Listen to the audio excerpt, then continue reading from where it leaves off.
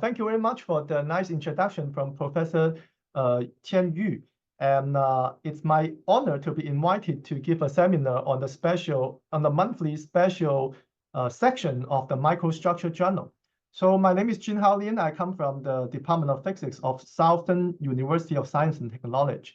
And today I'm going to talk about the recent research from my group in doing the atomic study of especially lattice structure and defect in emerging 2D materials. So one of the methods I use is mainly called STEM annual dark field imaging. So it's called scanning transmission electron microscopy at HADF, HAADF. So you can see that it's kind of convergent probe that it can raster the material point by point. And why I'm interested in this kind of technique, because each point it raster of the material has physical meaning. That means it's the capability of the atomic column that can scatter the electrons.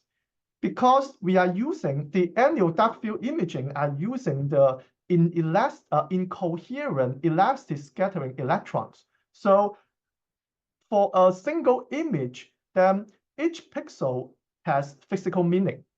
That is, it stands for its atomic number of the scattering atomic columns here.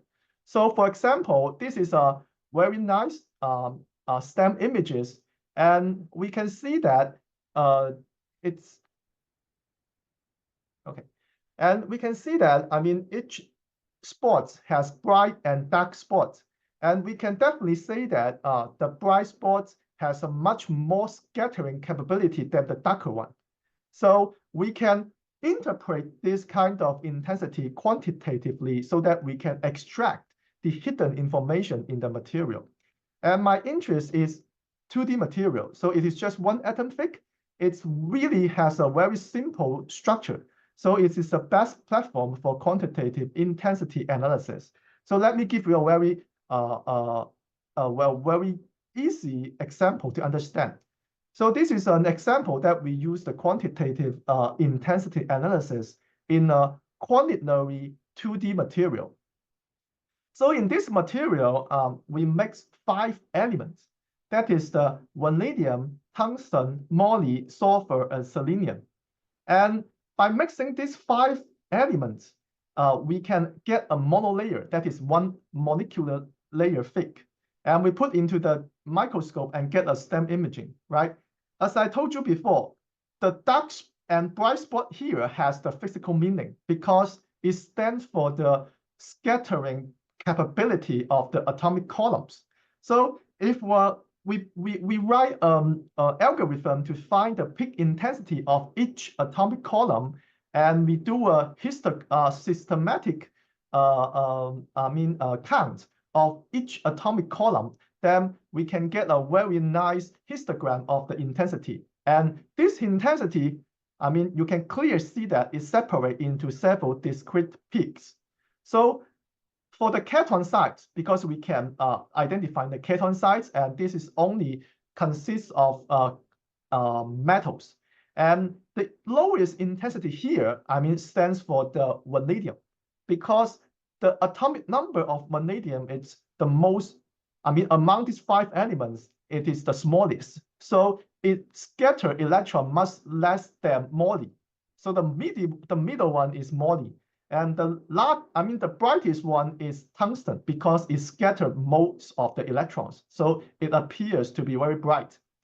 And for the anion size, that becomes a little bit difficult because it consists of 2 atoms.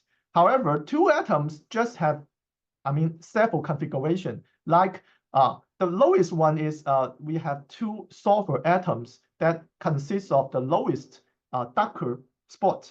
And then the middle one is 1 selenium replace 1 sulfur and composed of 1 selenium plus 1 sulfur. So that is the middle side here. And then we have 2 selenium as the brightest one in the anion site. So by doing this, we can very, very easy to map out the all the atomic, not only the coordination, but also the atomic elements in each atomic column, so that we don't need to do any elemental analysis like EOS or EDS.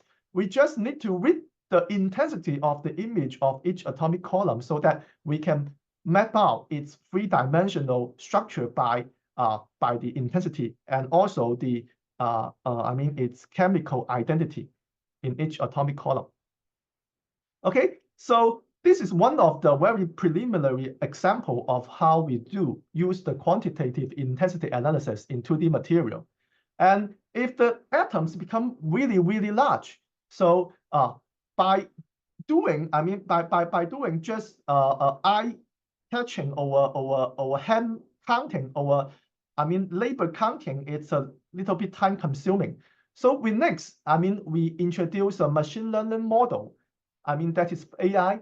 The AI for science, it's a very hot topic, right? So we introduce an AI model for classifying a lot of atoms in an amorphous monolayer. Okay, so we compare a monolayer amorphous carbon and monolayer nanocrystalline graphene. So we use the quantitative intensity analysis plus the AI machine learning model for the classification. So the machine can tell really where the defect is and what type of defect we are looking at. So by doing this, we can precisely determine the structure of an amorphous monolayer. So in the monolayer amorphous carbon, you can no longer see the grain because nanocrystalline graphene has a well-defined grain structure. That is, it is a loop of the grain boundary that it can separate each grain and with the hexagonal wings inside, so that we can call it a grain boundary. However, if in the amorphous carbon monolayer, we no longer see the grain, we no longer see the grain structure. Instead, we only see a very small nanocrystallites. That is composed of several hexagonal rings embedded in a very distorted string network that is composed of 7 ring members, 7 or 8 member rings here. So you can see that it's a large distorted network rather than the we normally believe as a random network that used to describe the three-dimensional amorphous material. By doing this, we can calculate the amorphous structure very precisely, like we can get the pair correlation function or the radial distribution function in the monolayer amorphous carbon. So that we can do that, we can directly say that it is lack of a long-term periodicity that is confirmed in the RDS function. So by looking, the amorphous material and doing the quantitative intensity analysis atom by atom, we can tell the structural details of an amorphous material. Okay. However, as I told you before, this method, the quantitative intensity analysis is quite powerful. So it not only can identify atoms, it can also identify its structural, the three-dimensional structural information. And this is a work collaborate with Dr. Wu Zhou in UCAS. And we use the quantitative intensity analysis for the three-dimensional reconstruction in a monolayer material. How we do that? We use the quantum scattering theory to calculate the cross-section of a selenium column. Because if a ripple or a wrinkle exists in 2D material, because of there's an inclined angle in the monolayer material, the two selenium atoms will display a little bit, so they will not be very well aligned to each other. Okay, so it can has a very, very small displacement, and this displacement will introduce a phase differences when the electrons go through these two atoms. And this small misalignment of the two atoms will bring a large contrast differences in the intensity because it has a phase differences in the due to the displacement. Okay, and it is determined mainly by the inner collection angle. So we try this. guiding by the theory, we use the MADIF and HARDIF, that is a medium angle, annual dark field, and HARDIF, I mean, it's the high angle. So we change the inner angle of the detector, and we clearly see that this effect. We can see that in the middle side here, the selenium column are very bright. And at the two sides, it becomes darker. However, in the HARDIF, if we enlarge the inner collection angle, then such kind of effect will become much more less. So we can, by doing this, by doing the MADIF imaging, we can correlate the displacement of the selenium-2 column with its, probably with its intensity variation.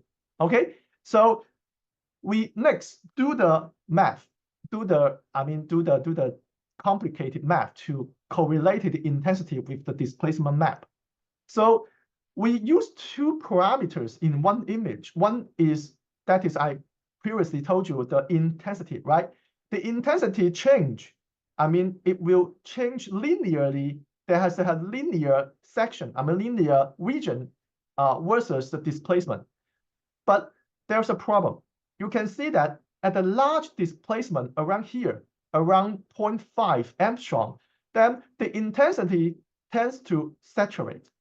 That means we cannot distinguish how large the displacement between two selenium atoms only by the intensity, because they look the same, right? However, if the two atoms are separate a lot, then the projective shape of the selenium-2 column will become from a round shape and become an ellipse shape, so that we can use this shape change to map and to compensate the intensity saturation, so that we can use this region, we can extract the shape variation from the calculation to construct a linear variation between the displacement and also the intensity with the shape information. Okay, so by doing this, in each column, we can identify how large the two selenium atoms they display with each other. Okay, so this is the displacement vector map that we map from this correlation. And then if we transform this displacement to the tilting angle, then probably we can reconstruct the three-dimensional morphology of a 2D layer just in one single image. Because if we just choose the one reference point at the very flat region here, and we do the path integral, we can extract the three-dimensional information from the path integral and to directly see how the film, how the monolayer deform in the three dimension. So that is how we do that. So we directly do the path integral, and we get this projected image has a three-dimensional morphology like this. And the ripple, the height of the center part here is as high as almost 1 nanometer, which is consistent with the previous study.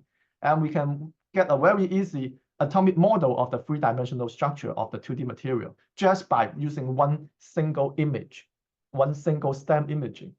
Okay, so by doing that, for doing this, we now have a time resolution in the 3D dynamical reconstruction, because we can use the electron beam to directly hit the 2D material and make it vibrate. I mean, to vibrate along with the electron excitation. Okay, and if we do the series imaging of using the stem, and we are looking at the material like we are using a hammer to vibrate the material and make it move, make it deform. And we take a snapshot of the images, and then we can reconstruct each frame in this kind of movie so that we can get the three-dimensional reconstruction of a dynamical process of a 2D material. And I think this is the first time in seeing the dynamics of a 2D monolayer that is excited by the electron beam. And in this reference, we also calculate the electron beam has a heating effect in heating, a local heating effect that can affect the three-dimensional dynamics of the 2D material, that it can affect its vibration mode, I mean, of the 2D material like this. Okay, so this is about the quantitative intensity analysis of 2D material that we developed, I mean, during the last 5 years. However, the other side of the big project of the 2D material is we want to investigate a lot of 2D quantum material, we call quantum material. That is, we call the new emerging 2D material. So many examples like they are emerging in the condensed matter physics area. So it like monolayer vanadium dicyanide, it's a room temperature 2D magnetic system. And also topological edge, topological insulator, like the monolayer tungsten ditelluride. Okay, they are all low-dimensional quantum material that maintain a lot of novel quantum phenomena. So investigating their atomic structure is really important. However, there's a large problem in the investigating the atomic structure of these low-dimensional quantum materials. That is the structural instability. Okay, so most of the quantum monolayer material or low-dimensional quantum material, they suffers from oxidation, deliquescence, hydrocarbon contamination once exposed to ambient condition. Okay, so for conventional TEM, like bulk TEM, I mean, we use the TEM to see the bulk material. Maybe surface contamination is not a big problem because we can still have a lot of signal coming from the inner part of the bulk. However, in 2D material, the bulk is the surface, right? And once the surface gets contaminated, all the efforts in digging out the structure is in vain. So let's give me an example. This is a monolayer topological material called molybdenum ditelluride. Okay, molybdenum ditelluride, once it exfoliated onto the substrate and exposed to air, the color will fade very quickly. And it means that the material gets oxidized very quickly, so that after several hours waiting in the air, the material degrades and you no longer absorb any quantum phenomena in this material, okay? And there's a lot of examples, like I give you a lot of examples like titanium, niobium, etc. I mean, a lot of 2D materials are not stable in air. So when I go back to SUSTEC, I want to generalize a protocol that is a universal method to overcome this issue. So that is how I built a very integrated system that is called the Globox interconnected system for unstable 2D material. So we connected from the growth to characterization and to TEM transfer, and then to the modification, cleaning, and finally to the TEM characterization. All these equipment, they are connected inside the inner gas environment. So this is a very special design of equipment, and it's a special design for sensitive monolayer material and also for high resolution and ultra clean structural characterization. So we are very worried or very afraid of the contamination, and we want to avoid any contamination in each experimental stage. We want to avoid the contamination so that we need the whole experiment integrated inside the inner gas environment. Okay, so there's no commercial design, and we designed this system by ourselves. So we now can achieve oxygen and water-free and compatible with the CS corrected stem Globox system. And all the equipment are integrated inside this material system so that we can, I mean, do the whole experiment without exposing to air. Okay, and this system has a lot of extended function because it can connect it to property measurement units like STM, PPMS by the home-built vacuum suit. And also it transported to the CS stem or TEM by the vacuum transfer holder. so that the sample after growth and fabrication, that they don't need to expose to air. They don't need to expose to ambient condition before loading to any equipment to measure its structure or property functions. Okay, so this is a picture of our system, and it took me about a long time to build it up because we take it part by part. But thanks to a lot of great students, we finally realize it. We have a lot of pattern on building up this kind of system, and we have environment right now. We can realize a semi-automatic TEM sample fabrication inside the system, and the leakage and also water and oxygen environment can control quite low, so that we can completely get rid of the degradation problem of the 2D material. And we also have a lot of special design in the glove box system, like anti-vibration, electrostatic control, and temperature control, and also liquid nitrogen sample loading that is also integrated in this kind of system, so that we can do a lot of special experiments inside our GIS system. Okay, so I'm going to show you some results from this system that we recently achieved. For the first one, that is the monolayer tungsten ditelluride. It's a topological insulator monolayer. Okay. However, when we prepare it in air, and even a very expertise student that only use 30 minutes in preparing such kind of sensitive monolayer, and we control the preparation and also the characterization within an hour, we still see a lot of damage to the material. And this is also the oxidation of the material.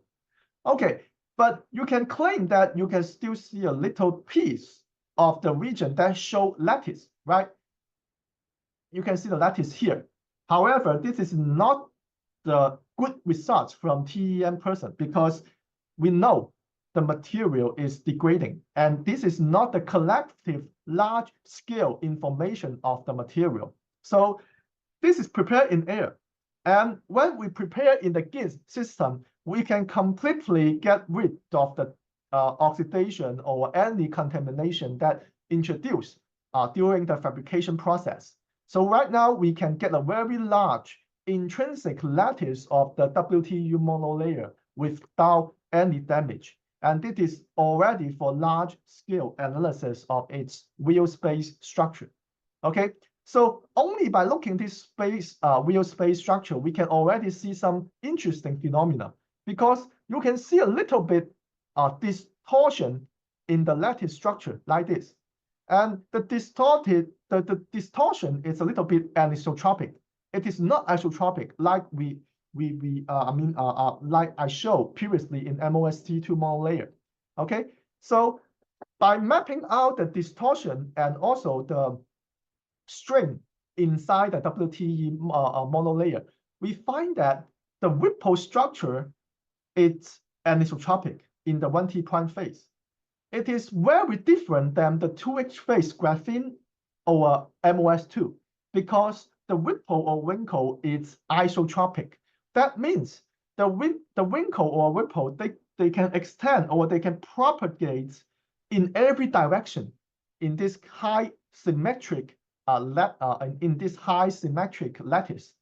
And in 1T prime, because it maintains a very low symmetric lattice phase, so that the lattice or the structural distortion are highly anisotropic. It only prefers certain direction of the distortion. Okay, so that is one very exciting finding of this kind of low symmetry material that can reflect in the real space that the structure also has a lot of anisotropic features. Okay, so very different than the common observed 2D material like MOS2 or WS2 and etc. And let me give you another example that is another very actual sensitive to the dihalide material. And we know that dihalide material always are magnetic, because it consists of a lot of transition metal elements in it. And dihalide material, why there's not much interest in the dihalide material? That is because the dihalide materials are very, very sensitive to water. So by doing this, we make a comparison. In air, if we grow the magnetic dihalide material without any protection, if you put it into the air, in less than 1 minute, the dihalide material will become droplets because of the liquidness. However, if you protect it in hexagonal bond nitride and cover it completely, it can only survive for 3 hours. And finally, it will also turn to a droplet material because it absorbs the water molecules in a very crazy way. However, in GIS system, even we put it in 2 weeks, 14 days, there's no obvious morphology change of this kind of dihalide magnetic materials. So we can do a lot of experiments on this material in investigating its interesting magnetic configuration. Like we can do a TEM, right? We can do a TEM and review its lattice structure. It's a 1T phase dichloride ion. So it maintains a 1T phase, and we can look at its lattice structure, and we can do STM on it and get its very nice atomic images and investigate its stacking. So the stacking looks like it prefers AA stacking. And by 2 layers FECL, we can also do use the MOC spectrum to measure its magnetic properties. So we found that it is an A-type antiferromagnet with a neo temperature around 70 K. Okay, so this is the first time of reporting the synthesis and characterization of a very sensitive 2D magnetic dihalide material. Okay, this is with the GIS. Only with the GIS system we can see this material. And also, a lot of magnetic 2D material are also not stable. For example, the chromium telluride system. So a chromium telluride system, like the chromium 5 telluride 8, I mean, this is a 2D magnetic material. And we grow it as a monolayer, tri-layer, bilayer on top of the tungsten diselenide. Okay, and we found that in our GIS system, even down to bilayer chromium ditelluride, it shows a very superior MOC signal. That means it still maintains the ferromagnetic coupling down to the bilayer level. So you can see a very sharp change. That means the property, the magnetic property maintains quite well in the GIS system. Okay, but if we look at the atomic structure, we also find new things. We find that in the terminated surface of the bilayer, it appears there's a super reconstruction at the terminated interface. That means the terminated interface here, the blue arrow showing it, the intercalation configuration of chromium is different in the bark than in the surface. So in the surface, it will generate, a superlattice that can transfer the electron to the tungsten diselenide substrate. So that we call that this is a dative epitaxy interface. That is the physical origin of why the MOC signal or the long-range ferroelectric coupling, the ferromagnetic coupling can exist down to a bilayer level, because it has a dative epitaxy interfacial reconstruction that maintains this structure. Okay, so this is also without the GIS, this material will also degrade very quickly, and we cannot see this kind of phenomenon. And another example I want to show you is the 2D ferroelectric. Okay, so the 2D ferroelectric material like BTO, it's also very sensitive. And in monolayer, it degrades quickly in air. However, in our GIS system, we can synthesize this material down to monolayer, bilayer, and multi-layer. And we found that it has a in-plane ferroelectricity up to the room temperature. And more intriguingly, we found that by tuning the interfacial domain wall, I mean the ferroelectric domain wall, this kind of 2D material, the ferroelectric material, the domain size, the ferroelectric domain size can be tuned by the defects concentration.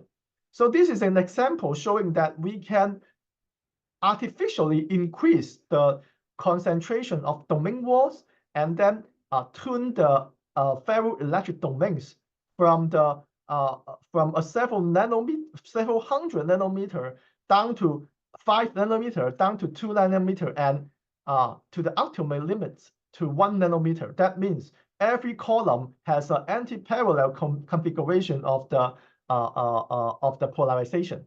So that means it changed from the ferroelectric coupling to anti-ferroelectric coupling by tuning the defect concentration in this kind of very unique 2D ferroelectric BTO material. So we found that a unique defect regulation mechanism for controlling the size of the ferroelectric domain in 2D ferroelectric materials, like this. Okay, so this is why we are very proud of the GIT system, that we are continuously producing a lot of good experimental findings that cannot be observed anywhere else, because we have a very unique experiment and have very unique equipment to maintain the whole experiment without exposing to any air. So the whole experiment is quite clean. And I want to show you last two examples that is not 2D material, but a lot of reactive nanomaterial can also work in our system. Like this is a collaborative work with the Fulace group in Wuhan University. Okay, so they synthesize a lot of reactive high entropy nanoparticles. These nanoparticles are so small, and the surface are very reactive. So once it exposed to air, the surface will absorb a lot of hydrocarbon. So we have do a control experiment. If we put this high entropy nanoparticle in air, then for 30 minutes, there's a thick amorphous carbon layer on top, so that we cannot do a very good EDS or EOS or any, imaging for very good signals. However, if we continue, we do the whole experiment in the GIS, we can see there's no carbon deposition on the surface, and the surface are very clean. And we also compare the oxygen content. So by keeping the whole process in the GIS, that we can lower the oxidation level down to about 5% of the nanoparticles. So it's much cleaner and less oxidation for doing the experiment in our GIS system. So by doing this, we use our GIS system to connect it with the E10, the environmental TEM, and we finally review how this reactive nanoparticle form in an in situ environment, because we can get the hydrogen into the column and see how the reaction happens in these high entropy nanoparticles. We found that the nanoparticle keep continually fused and fixed. That is many times during the in situ reaction. Okay, so that means in this kind of high entropy nanoparticles, they keep continuous split and merge, so that the elements can uniformly mix inside the nanoparticle, so that the high entropy nanoparticle can form. Inside the large flow of the hydrogen environment. Okay, so that is we use the GIS connected with the E10 to in situ review the formation mechanism of these high entropy nanoparticles. And also, it is also good for the multi-layer sensitive material, like we call the air sensitive heterostructure, because we all know that superconducting material, just as I said before, niobium selenide is really air sensitive. So once you expose to air, you cannot no longer absorb superconductivity in the NBSE2 anymore. Okay. However, if we can do it in the GIT system, then we can also not only to keep its intrinsic structure to get the very nice van der Waals interface, that we can see how the NBSE2 are coupling with each other. And we can also preserve the superconducting properties and also the Jones-Force junction that can make by this kind of 2D superconducting material. Okay, so we keep the material not degrading by not exposing to any air, so that we can have a very good property and structural correlation between the this kind of sensitive heterostructures. And this is a collaboration with Nanjing University in Professor Li Bo Gao's group with this work.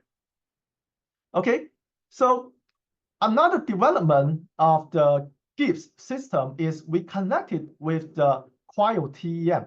Okay, for the cryo-TEM, we need nitrogen fabrication, the liquid nitrogen fabrication, that is the low temperature fabrication environment for the sample. Okay, so we have a very special design in our glove box that we can do this. We can use the liquid nitrogen to make the sample fab, and then we can load the sample in a liquid nitrogen environment to the very special TEM called cryo-kiosk. This is a very specialized TEM for the biological application. And this microscope it's a very special one because it equipped with the CS character, so that the spatial resolution of the cryo-TEM can reach as good as the analytical TEM. Okay, so we use this cryo-TEM and with the liquid nitrogen fabrication technique to observe a lot of morph and COF material. We can control the electron dose as low as around 10 electron angstrom per square at the liquid nitrogen temperature, so that we can still see very clear how the organic ligand and how the this kind of carbon organic ligand looks like in the real space. And more recently, we optimized the structural condition and also the TEM. We reach a very extremely threshold limits of the electron sensitive material. That is we call the all organic 2D perovskite. Okay, this material is very sensitive to electron dose. So even above 2 electron per angstrom per square, then we destroy the material. However, we succeed in imaging each organic functional groups, in the cryo-TEM, and show a very nice crystalline structure. And this bright spots stands for one organic group that observed, in the schematic here. Okay, so it's a very low electron dose and only can realize in by the GITS with the cryo-TEM. And this is in collaboration with the Professor Low Camping in PolyU in Hong Kong. They fabricate a sample and we do the sample fab and also the TEM and the cryo-TEM measurement to support their finding. And finally, I want to remind you that a lot of quantum phenomena, they are also electron sensitive, like superconducting state, and also like CDW, charge density wave. Okay, so charge density wave, it's a quantum phenomena that only happen in low temperature. It means the electrons they prefer to form a larger cluster than it's and so that it will form a large periodic lattice distortion in the lattice. So for example, like a very typical quantum material like TAS2, tantalum disulfide. Okay, tantalum disulfide is a quantum material that has several CDW transition. Okay, so in room temperature, it is in the near commensurate CW phase, and at liquid nitrogen temperature, it will undergo the commensurate, the CCDW, I mean commensurate CDW phase. So we put this material into the cryo-TEM, and we can see that the distortion are really reflected in the diffraction and also in the wheel space, because it will generate a lot of new periodicities in the wheel space structure. So by mapping out this kind of superlattice, we can see this superlattice, we can directly extract the distortion of the of these large clusters that we call the Defects star. So we can extract the Defects star, the center of the Defects star of the material in the lattice, and we can do it a very large space wheel space imaging. So first, we examine how these phases are affected by the electron dose. So we can see that as the electron dose accumulates, the CCDW phase, the commensurate CDW phase, will destroy by the electron dose accumulation. And the threshold is about 1,000 electron per Armstrong square. Okay, so the CCDW is also sensitive to the electron dose. And if in a high electron dose, like we typically used to see the atoms in the material, that we no longer can see the CCDW phase in this kind of material. Okay, so we need to keep the electron dose below this threshold. And we keep we get a very large image of the wheel space in the TAS2, and we keep in the safe electron threshold so that we can map the real CDW, the distortion, to map this kind of distortion in the wheel space to see whether we can see they have any unexpected phenomena. And finally, and also luckily, we found the Defects star, they also have a stacking fault. Okay, so Defects star here, you can see it's a very nice AA type stacking in the Defects star. That means the center of the Defects star, they are very well aligned with each other. However, in other places, we can see that there also appear to be AB stacking, AB Defects star, and also AC stacking, the Defects star. That means the center of this Defects star in the bulk, they are not aligned together. They have a stacking fault. And this stacking fault is closely related to the band gap with normalization when the quantum the quantum transition happens. Okay, so I need to clarify again, this is not the common stacking fault we observe. This is I think this is the electron structure distortion that leads to lattice distortion in a very pristine lattice, so that we are seeing the stacking fault of the distorted structure. Okay, so I think this is also the first time seeing the three-dimensional CW stacking, the real CW stacking configuration in the real space by using the CS corrected cryo-TEM. And we are doing a lot on this kind of quantum materials. Okay, so finally, I want to conclude my talk that there's a lot of new things to be seen in 2D material, and we are just seeing a very, very small top of an iceberg in the sea.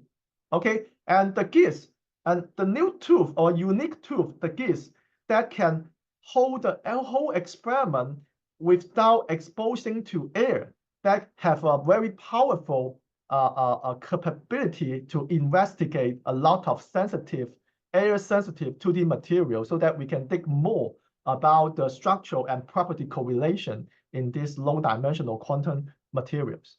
Okay, so I would like to thank my collaborator, Dr. Wu Zhou in UCAS, and Panelides and Barbaras and Liu Zheng in Singapore, and many more collaborators that from Wuhan and Nanjing University.